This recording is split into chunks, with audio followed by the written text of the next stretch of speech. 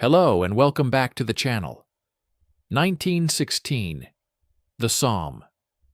A German soldier crouches in his trench, waiting for the British attack. He has heard the whistles. He knows they are coming. He grips his rifle and waits. Then he hears it. A sound unlike any other weapon on the battlefield. A rapid rattling noise, like an angry snake, getting closer. He peeks over the parapet and sees something strange. A British soldier running toward him, carrying a weapon with what looks like a dinner plate stuck on top. The rattling gets louder. Muzzle flashes erupt from the barrel.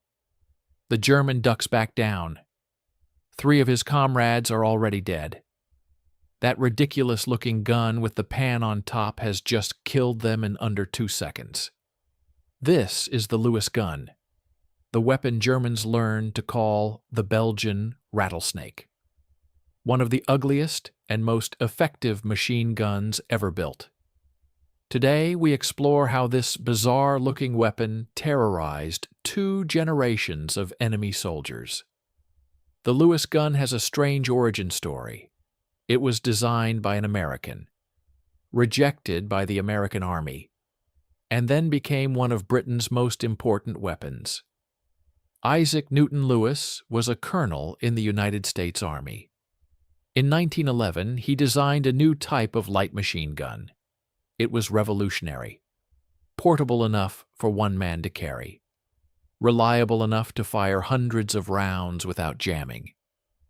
And it used a clever air cooling system that no other gun had.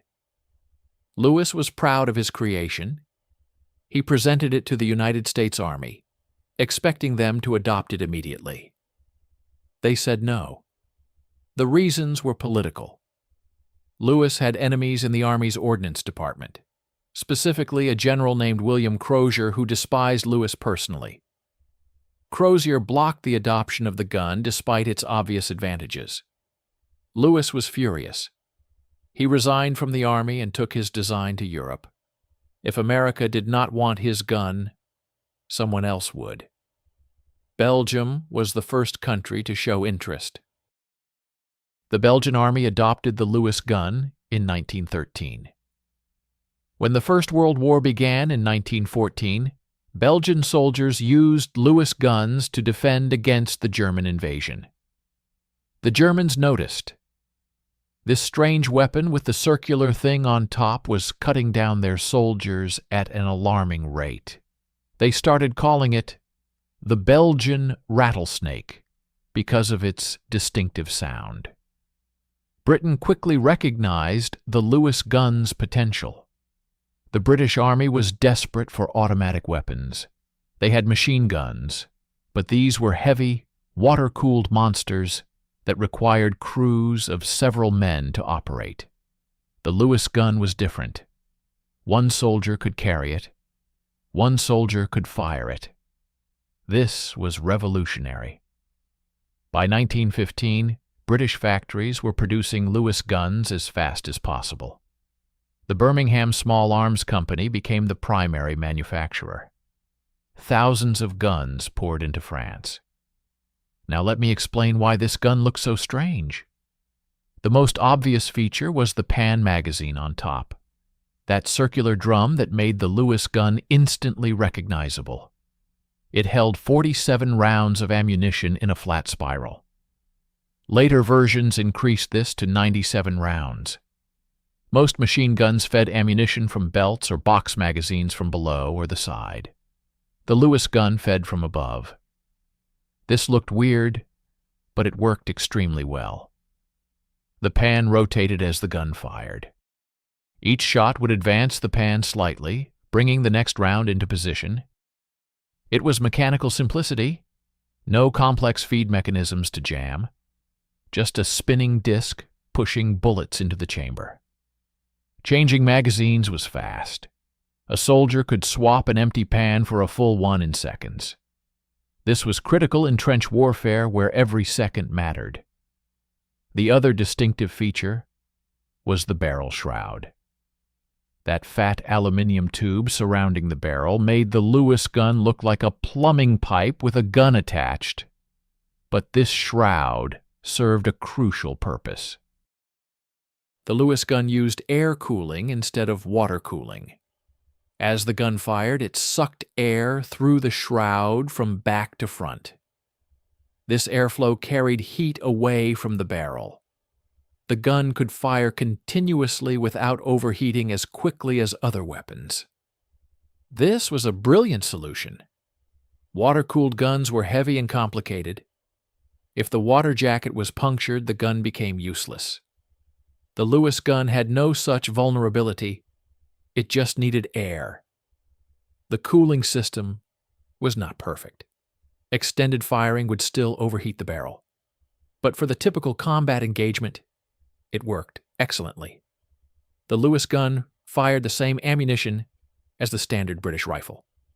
The .303 British cartridge. This meant soldiers could share ammunition. Supply was simplified. Any rifle bullets could feed a Lewis gun. Rate of fire was approximately 500 rounds per minute. This was slower than some machine guns, but fast enough for suppression and deadly accurate fire. The Lewis gun was designed for aimed bursts rather than sustained spraying. In the trenches, the Lewis gun transformed British infantry tactics. Before the Lewis gun, machine guns were defensive weapons. Heavy Vickers guns sat in fixed positions, mowing down attackers. They could not advance with the infantry. The Lewis gun changed this. Now attacking soldiers could carry automatic firepower with them. A Lewis gunner could suppress enemy positions while his comrades advanced. He could set up quickly in a captured trench and defend against counterattacks. Tactics evolved around this capability. Small units learned to use Lewis guns for covering fire. Platoons maneuvered in ways that had been impossible before. The Germans learned to respect and fear the Lewis gun. The rattling sound became associated with death. Soldiers wrote home about the Belgian rattlesnake and how it haunted their nightmares. German units were ordered to capture Lewis guns whenever possible. The weapon was considered so valuable that soldiers received rewards for bringing one back. They studied captured guns and tried to copy the design. They never quite succeeded. But the Lewis gun's story goes beyond the trenches. The Royal Flying Corps discovered that the Lewis gun was perfect for aircraft. It was light enough to mount on early aeroplanes. It did not require water cooling, which would have been impractical in the air. And the top-mounted magazine meant pilots could change drums without complicated mechanisms. Early fighter aircraft bristled with Lewis guns. Pilots would stand up in their cockpits to change the magazines.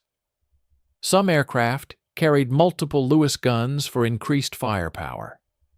The gun was used defensively on bombers and offensively on fighters. It shot down Zeppelins over London. It dueled with German aircraft over the Western Front. The Lewis gun dominated aerial combat until synchronized guns that fired through propellers became common. Even then, the Lewis gun remained popular for rear gunners and flexible mounts, where synchronization was unnecessary. The Royal Navy mounted Lewis guns on ships for anti-aircraft defense. Small boats carried them for close combat. The weapon appeared everywhere the British military operated. When the First World War ended, the Lewis gun remained in service. It was too useful to retire. Throughout the 1920s and 30s, British forces used Lewis guns across the empire. Colonial conflicts, border skirmishes, police actions. The Lewis gun was there. When the Second World War began, the Lewis gun was technically obsolete. The Bren gun had replaced it as the standard light machine gun. But there were not enough Bren guns to go around. Lewis guns came out of storage. The Home Guard received thousands of Lewis guns. These citizen soldiers training to resist a German invasion carried weapons their fathers had used in the previous war. The Lewis gun served on merchant ships as anti-aircraft defense. It armed coastal patrol boats. It appeared in North Africa, the Far East, and the Pacific. Some Lewis guns remained in British service until the 1950s. A weapon designed before the First World War was still killing enemies 4 decades later. The legacy of the Lewis gun extends beyond British service. Dozens of countries used it. Japan built copies.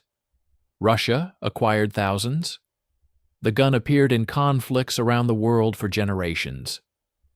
Isaac Lewis died in 1931. He never saw his gun serve in the Second World War, but he knew it had proven his critics wrong. The American Army had rejected his design. The British Empire had embraced it, and millions of soldiers had carried it into battle. The Lewis gun was ugly. It looked like someone had stuck a pan on top of a pipe and called it a weapon. German soldiers mocked its appearance until they faced it in combat. Then they stopped laughing.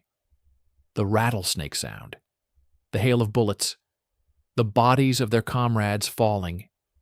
The Lewis gun earned respect the hard way, by killing anyone who underestimated it.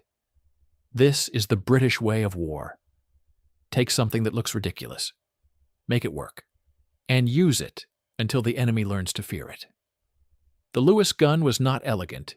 It was not beautiful, but it was reliable, portable, and deadly. And that is why it won 2 world wars. Thank you for watching. If you enjoyed this, please subscribe. We have many more iconic British weapons to explore. Take care, and I will see you in the next one.